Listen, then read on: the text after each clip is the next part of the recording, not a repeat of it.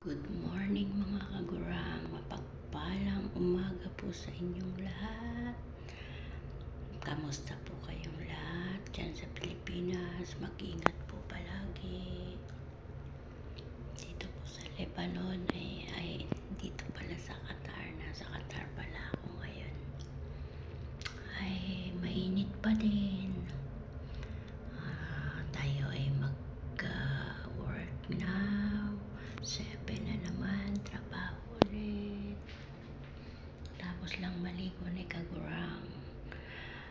Patuloy lang tayo sa laban ng buhay. Laging magtiwala sa Panginoon, ipagkaloob sa Kanya ang ating buhay. Thank you Lord everyday. Maraming salamat po sa mga suporta nyo. God bless all. Bye. Work na again si kagurang.